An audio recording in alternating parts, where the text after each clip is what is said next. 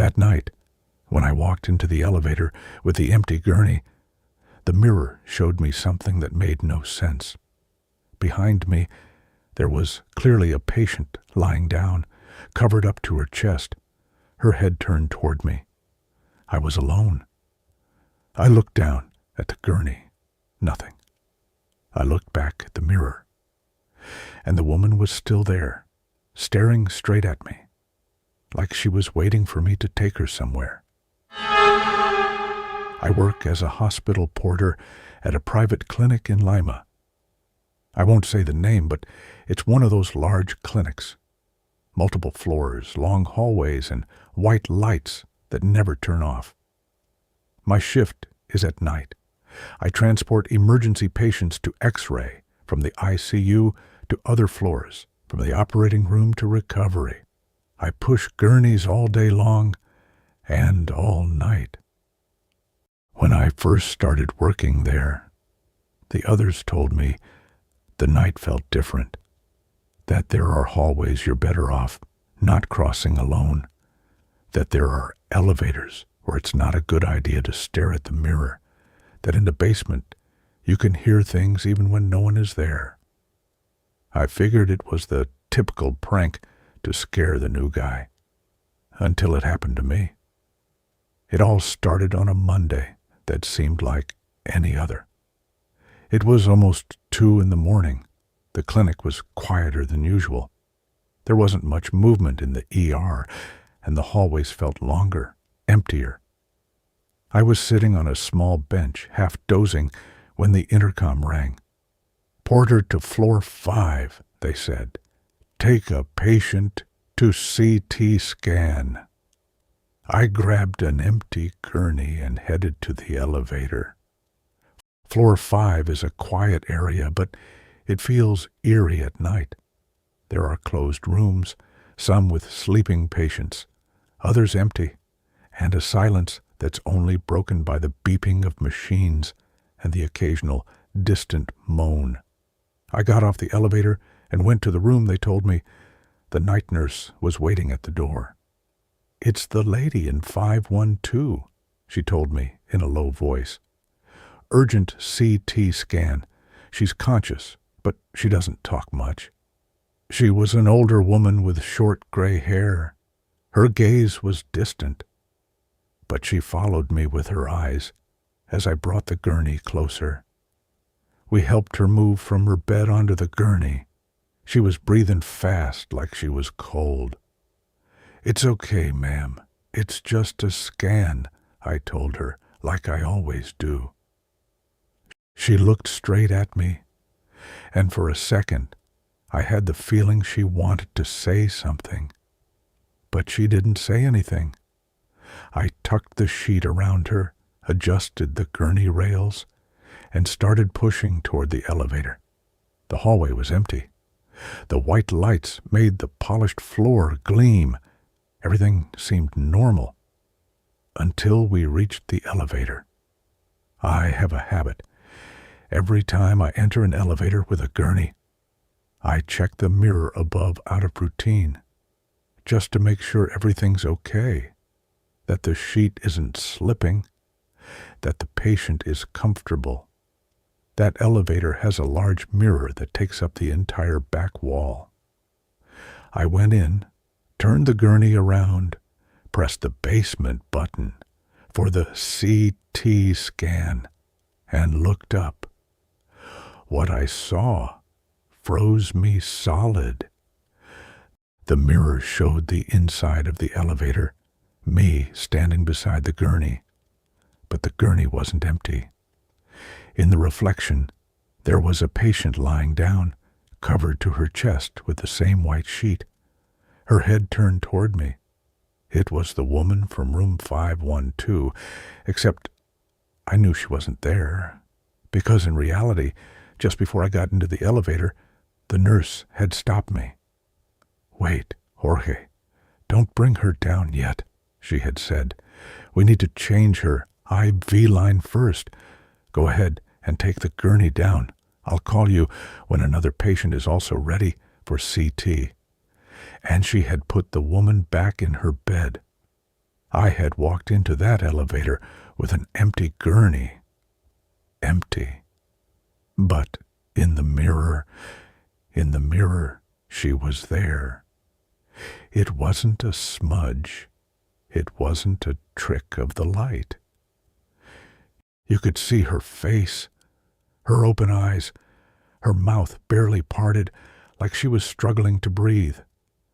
Her left hand was outside the sheet, hanging slightly, the way it does when someone is completely exhausted. I froze. I looked down at the actual gurney in front of me. Flat sheet. Nobody underneath. No weight. No body. I looked back at the mirror. She was still there. Her eyes this time seemed to be open, a little wider. I felt the elevator start to descend. That soft hum, that movement you already know by heart. I couldn't move.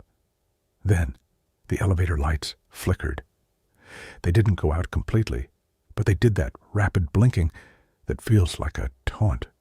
Once, twice. Every time they flickered, I had the feeling that the body in the reflection shifted slightly. The angle of her head changed.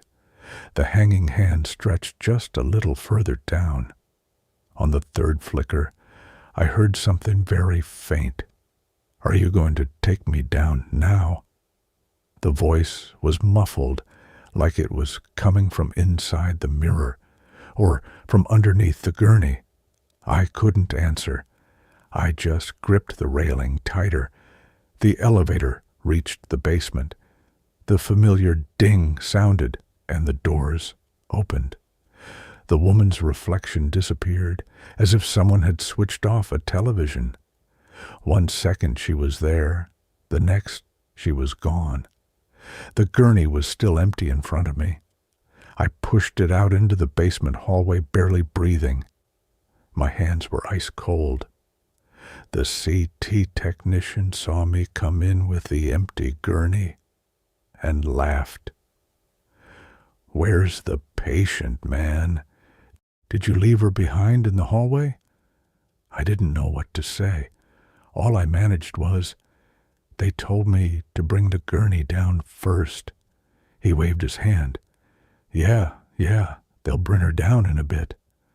I didn't say a word about the mirror or the voice. I chose to think I was tired, that sleep deprivation was playing tricks on me. But it didn't end there. I went back up in the elevator. This time I stared at the floor, not the mirror. When I reached the 5th floor, the nurse was waiting at the door of room 512. She had an odd look on her face. "What happened?" I asked. She hesitated for a second. "The lady," she said. "She just passed." I stood there in silence. I didn't understand. "You were just here with the gurney, right?" she continued. I went to get her results, and when I came back, the monitor was already flatlined. The doctor said it was quick. She didn't suffer much. I swallowed hard. "How long ago?" I asked. "Just a few minutes," she said. "Right around when they called you to bring her down." I ran the timeline in my head. Right when they called me. Right when they told me, "Take the gurney down." Right when I was in the elevator, looking at the mirror. The nurse, with no idea what had just happened to me, asked me to take another patient to CT. I helped move her onto the gurney. The whole time I avoided looking at the mirror on the wall of the room. I felt that if I did, I'd see her standing behind me. I took the new patient down, did my job, and tried to carry on with the rest of the night, like nothing had happened. But I couldn't. Every time I got into that elevator, I felt like someone else was getting in with me. The following days, things got worse. The first night after that, I dreamed about the woman from room 512. In the dream, I was pushing a gurney down an endless hallway. No doors, no people, just a white corridor with no end. She was covered up to her chest, just like in the reflection. She was talking to me, but her voice sounded like it was coming from underwater. Are you going to take me down now? Are you going to take me down now? I could feel the gurney wheels locking up, like the floor was pulling at them. The harder I tried to move forward, the heavier everything became. At the end of the hallway, there was a metal door, just one. When I finally reached it, the door wouldn't open. I woke up with my heart pounding.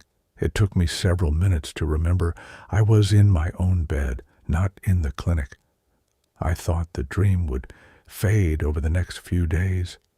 It didn't. When I managed to sleep well in the afternoon before my shift, I dreamed something similar again. Hallways, doors that wouldn't open, the gurney growing heavier like it was loaded with stone, and a voice, always the voice, "Are you going to take me down now?" I started showing up to work exhausted. My coworkers said I looked off. Some joked that something from the hospital had gotten into me. I'd smile so they wouldn't worry. But there was something else. One morning around 3, I had to go back to the 5th floor. Ever since the elevator incident, I avoided using the same one whenever I could. If possible, I'd take the stairs or use the other elevator down the hallway. That night, though, the other one was under maintenance.